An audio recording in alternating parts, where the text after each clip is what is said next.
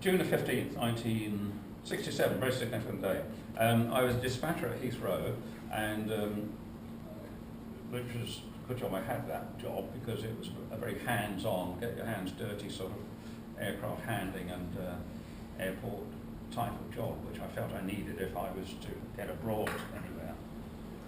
And you might think that I was sent to Moscow. No, I wasn't. I applied for the vacancy, and lo and behold, I got the job, which was a bit of a shock, because we found ourselves going off to Moscow August bank holiday that year with a 10-week-old child. And I saw a 10-week-old child in John Lewis restaurant today, and I was reminded just what a crazy thing we did. But you do these things when you're younger, because it was a good opportunity, and I don't regret it, nor does my wife, but she had to bear the brunt of some of the problems we had.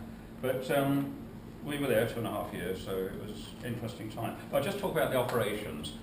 We had 3 flights a week, Monday, Wednesday, Friday from London, turnaround aircraft, and it was the Comet 4B initially. Most of the passengers were business people coming out from London to a week's business in Moscow or beyond, quite often connecting passengers on points in the Soviet Union, actually, from Moscow. And Aeroflot flew the other days, Tuesday, Thursday and Saturday. Very few Russian passengers, of course, going with us to London. We had a travelling engineer, no station engineer. It wasn't deemed necessary. He would stay a few days every few weeks to sort out the stores, that sort of thing, but he got back on the aircraft when it went back to London. Interestingly, we had an interpreter on the flight deck, because BEA and Western Airlines had only really been flying into Moscow for about 10 years, and I suppose some of the crews thought that the air traffic control linguistic ability, I shouldn't be saying this, was perhaps not at the best. So we had this young group of trainees who in fact learned Russian as traffic apprentices, so they flew on the flight there. I don't think they were really needed, but I think they were just there in case, and because it could help with problems on the ground if need be. Can I just check, was it already established at that point that air traffic control spoke English? Oh yes. Internationally, Yes. so it was already, that was established in the 40s then? No, I think it was a sort of belt and braces thing, really, actually. And interesting enough, well, unusually, there are only limited number of crews with visas, because everybody had to have a visa to come and go from the Soviet Union. The journalists had to apply for an exit visa. Can you imagine that? I had a multi-entrance and exit visa, but there was a limited number of crews, so you got to know them very well. So that was very pleasant. The weather wasn't really the problem, because although it was quite cold, -20 was a fairly typical winter day, but it was very low humidity, the sun shone, you get a blizzard, the snow ploughs would all come out, clear the runways, and they were very good at that, as you can imagine. The Russians are getting rid of the snow on the roads as well. So the weather really wasn't too much of a problem. The only problem really was low visibility in the sort of autumn and spring times. The Wednesday flight was particularly interesting, because there were 2 chaps came in first class called Queen's Messengers. I'm sure they don't exist now, but they brought the diplomatic mail to the British Embassy in large sacks, which sat on the first class seats, and I think they had to pay for the first class seats, padlocked to their wrist. So they travelled in pairs, so if one had to go to the other one was still there. But even more importantly, the Wednesday flight brought films in for the British Embassy Club, and heaven help us if the Wednesday flight didn't operate, because the British Embassy staff, which had a huge staff, as you can imagine those days, the air attaché was an air commodore.